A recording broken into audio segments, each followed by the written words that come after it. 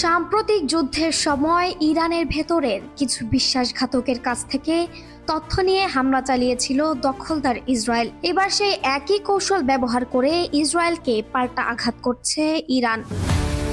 ইস্যুটি সামনে আসে যখন ইসরায়েলের একজন সেনাকে গুপ্তচর বৃত্তির অভিযোগে গ্রেফতার করে আইডিএফ। মাত্র 22 বছর বয়সী এই সেনা টেলিগ্রামের মাধ্যমে একজন ইরানি গোয়েন্দার সঙ্গে যোগাযোগ করে গুরুত্বপূর্ণ সামরিক তথ্য পাঠাতেন। তেল আবিবের কিছু স্থাপনার ভিডিও, চলাচল নজরদারি, এমনকি নিজের সামরিক ঘাঁটির সদস্য সংখ্যা ও যুদ্ধ প্রস্তুতির তথ্য ইরানের হাতে তুলে দেন তিনি। এর বদলে ডিজিটাল ওয়ালেটে পান প্রায় $2700।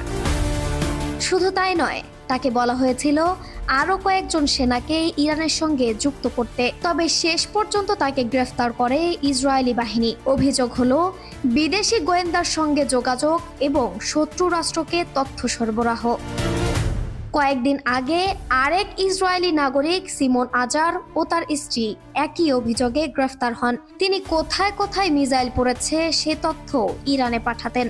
গত 2 বছরে ইরানের হয়ে গুপ্তচর বৃত্তির অভিযোগে ডজন খানেক ইসরায়েলি ধরা পড়েছে। ইসরায়েলি কর্তৃপক্ষ জানিয়েছে এই ধরনের ঘটনা এখন ভয়াবহভাবে বাড়ছে।